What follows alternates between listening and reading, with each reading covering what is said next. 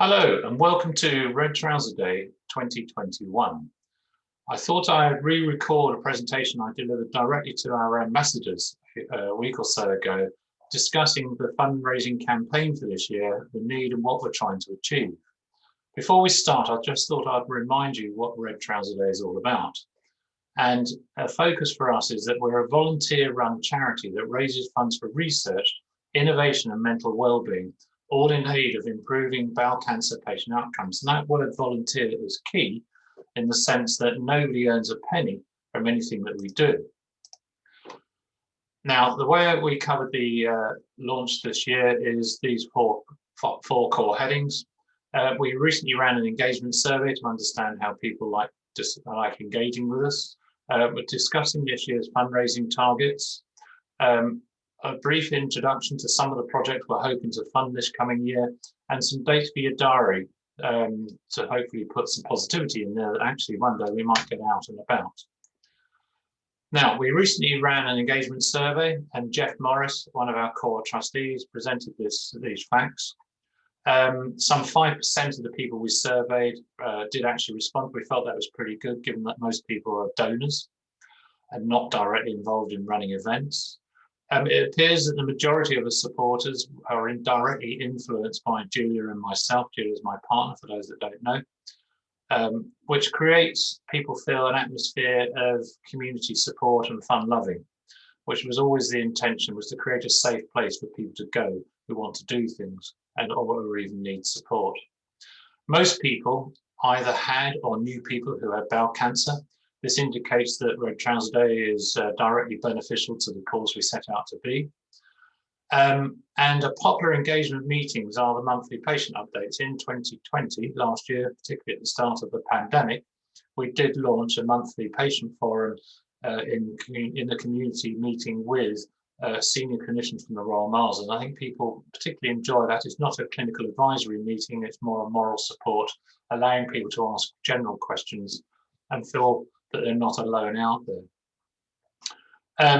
We're trying to understand what events people particularly enjoy. We're also trying to raise awareness. It seems that the walks, rambles, my annual curry night and Jeff's annual golf day feature quite nicely, so we shall repeat some of those.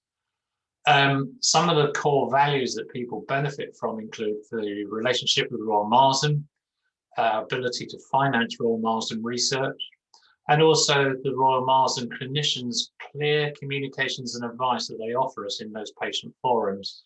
But also the fact that we're trying to raise awareness, not just money, is very key to a lot of people's hearts. A few suggestions, perhaps some shorter meetings, occasionally they can overrun. Perhaps move it to a national focus post-COVID. But I think we generally felt there was nothing groundbreaking, which was a good sign that we're in good shape with most of our supporters. And I think what was core for many people is we should maintain a closeness of a community rather than becoming a large faceless organisation. I think people particularly enjoy conversations with those who are running it. So what are our unique selling points? Something that's been shared with us by some very senior clinicians in the Royal Marsden over the last year or so is the combination of the business skills that seem to be prevalent in the charity and the way it's run, merged with the excellent clinical skills of the scientists in the Royal Marsden, create a unique combination of capability, which is by being employed in a number of ways, which I'll come on to in a little bit. I think another unique principle here is our direct relationship with the Royal Marsden clinicians. We only fund Royal Marsden research. And why? Because it's world leading. We know that the clinicians in the Royal Marsden propagate their findings all around the world and are obviously more closer to home nationally in the UK. A major significant point, as I've already mentioned, is the fact we're all a bunch of volunteers. What that means in reality is that less than 5% of our income goes on expenses, which more than anything is typically regulatory costs, banking, service fees, like some of the online facilities like Just Giving, for example. Another key thing that's come to us over the last 12 months is the forum we've created with a direct support from Royal Marsden clinicians to some of the patients that are going through treatment right now. A very powerful facility to be able to offer. And finally, a very fun, loving community and friends and family. When I set out the concept of Red Trouser Day, I wanted to create a community that people felt safe in and could come along to and get some joy out of going through some really tough times. So what are our funding objectives? These haven't really changed since the start. We wish to fund clinical research that would improve diagnosis and catch the disease a lot earlier. A tumor, cancer doesn't start as a cancer tumor, it starts as a polyp. If these can be identified, there could be a lot of heartache saved. Another aspect, we're hearing about mental well-being, particularly in light of the pandemic. This has always been a key thing for me. I think I'm living proof that a positive mental attitude can massively improve the chances of a positive outcome. So anything we can do to help patients and families cope with the stress and anxiety as they're going through major clinical pathways will be hopefully a massive benefit to them. And finally, and I keep repeating it really, is to create this atmosphere of fun and community spirit. When you're going through a tough time personally, and whether you're the patient or a close member of family, it matters not. It's actually having somewhere to go where you can join in with others and have a bit of support and fun in the process. Believe me, fun can be really cathartic when you're going through life's tough challenges. So what are we trying to fund this year? We've met in recent years a wonderful lady by the name of Professor Gina Brown. Gina initiated a major program of change, which has now galvanized support from many senior clinicians right across the NHS to try and improve and standardize cancer care across the whole of the UK, starting with bowel cancer. And the initial piece on this is to standardize the way tumours are assessed and prioritized to support the treatment process and priorities that should follow. At the moment, many hospitals do it a little bit differently. Part of that work will result in some videos that Red Trouser Day will sponsor to map out the entire journey from GP discussion through to eventual outcome, and will act as a strong piece, video recordings, if you like, of all the aspects of the bowel cancer patient journey, and it will then develop into other areas. Quite a significant program of change, and Julia, my partner, is leading a strategic process at the moment, supported by Jeff and a number of others, to try and help this program get truly off the ground, and it's gathering momentum as I speak. Dr. Irene Chong, who personally looks after me still today, also a bowel cancer survivor herself, is very keen to work on the back of her recent work with various programs of activity, including the deferral of surgery trial, including the Clotho program, has accumulated a lot of tumour tissues over the last decade. She now wishes to embark on a research program trying to understand why is it that two different people who have exactly the same look and feel physiology, if you like, who appear to have the same tumour assessment, seem to have very different outcomes when it comes to the treatment runs that they put them through. Dr. Irene Chong is a genetics expert and believes that the answers lie in the genes and DNA, and wishes to embark on a major program of change, a major program of research to try and uncover what is it that's different. And we think that's a very valuable piece, because if they can identify whether somebody's going to have an excellent outcome or not, then it can materially impact what they decide to do at the beginning, rather than just find out that it's not worked at the end. Mr. Shanawaz Rashid, a major supporter of Red Trouser Day, in fact, the man that inspired me to get it off the ground in the first place, would like to set up a post-training fellowship. Last year, we funded full-time a research fellow for Dr. Irene Chong, who went on to conduct an amazing amount of research for something called Clotho. I'll come on to that in a little bit.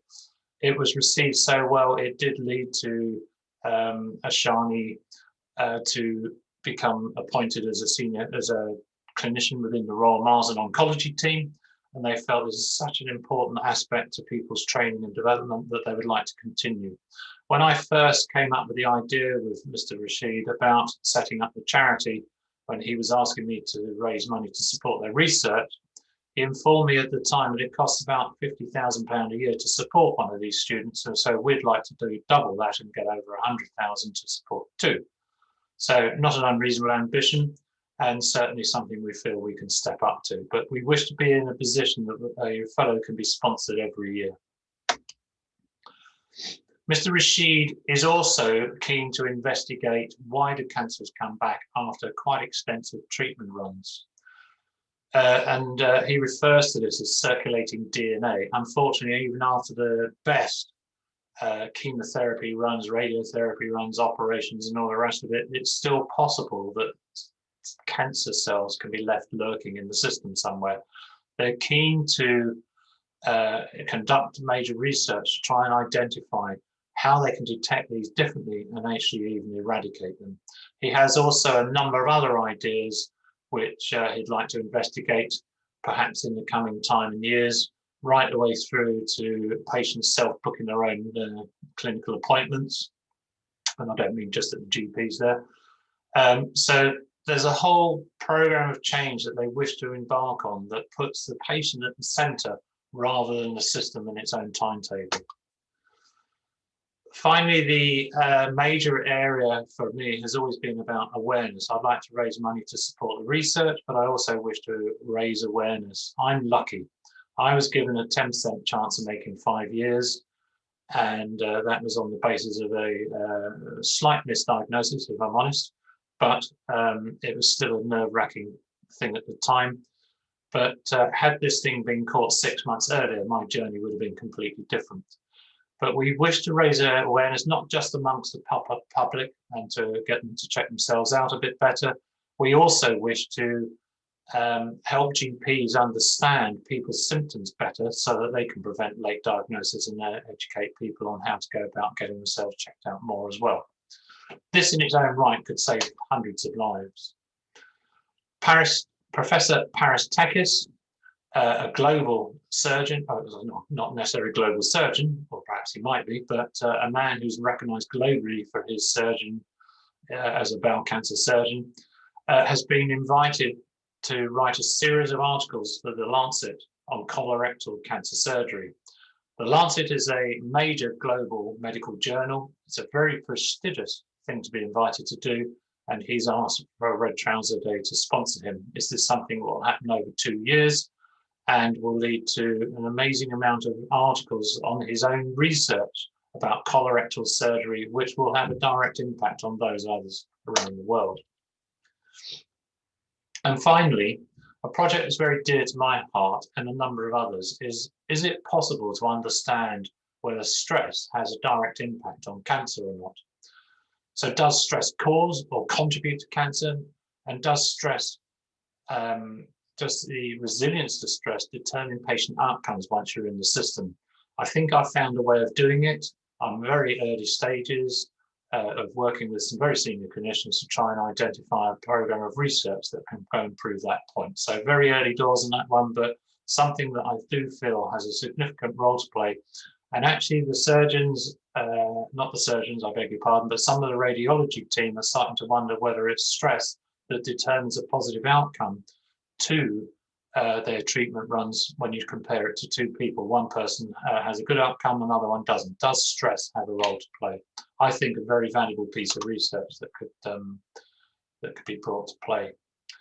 So, dates for your diary. We have a number of things being planned at the moment. Obviously, we're still in the pandemic, so a number of these are moving online or staying online.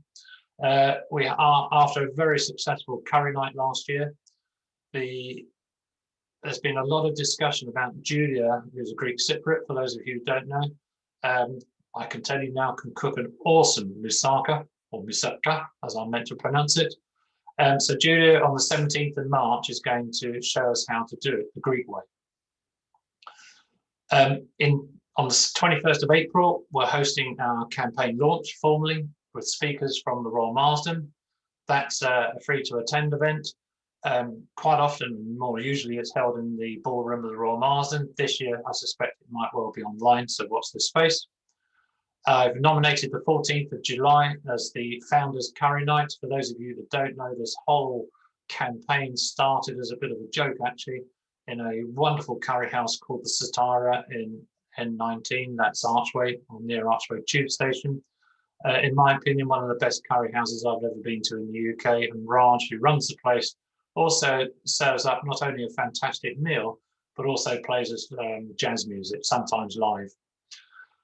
So wonderful date for the diary. It's an annual social gathering more than a fundraiser. Of course, we do take the opportunity to raid your pockets. Tony Smither down in Deal lost his partner Sarah to bowel cancer 2 years ago now, and has created an annual race in Deal Saving Club. It was meant to have happened already, but unfortunately because of the pandemic it's been delayed, but it will happen sometime this year, and he's thinking about making it in parallel to running some form of ramble on the coast. Last year, we lost another patient to, unfortunately, to bowel cancer, and he was caught too late, and he dedicated his final years to supporting the charity and helping others. He created a memorial walk. Unfortunately, he couldn't attend, but this year we're hoping to repeat that in Richmond Park. An annual golf day that Jeff Morris, one of our core trustees, set up 2 or 3 years ago now, is set up the date for this year's campaign, which is a sought after competition now for the 16th of September at Farley Golf Club down in Surrey. So if you're a keen golfer, please go and join us on that one. Anne is hoping to organise some form of online Oktoberfest. She's already looking into beer and German sausage delivery schemes. And then on the 14th of October, we're nominating that as this year's National Red Trouser Day. And who knows whether it will be live as a speaker event in an auditorium somewhere, or whether it'll be a combination of that and or a virtual event as per the one we ran last year. And finally, on the 17th of November, it will be our annual thank you and awards evening, which we might well move to being some form of dinner. So there's a number of things on the right-hand side while I've been talking, which you might have scanned your eyes over that we're thinking about, but we're always open to new ideas. We know there's a number of people thinking about their own personal events. So if anybody's got an idea, just send me a note to paul@redtrouserday.com or jeff@redtrouserday.com. We'd be very delighted to hear from you to understand how you can help our cause and how to get involved, even if it's just to support somebody else in what they're trying to do. So finally, please support us. We feel it's a worthwhile program of activity. It's a campaign that started as a bit of fun. It became quite serious when we realised it caught the imagination of many. We've certainly been told that we've saved a number of lives over the last 6 years that this has been running. My contact details are there. To get involved, www.redtrouserday.com. Please come along and help us in 2021 and make this the best year ever. Thank you.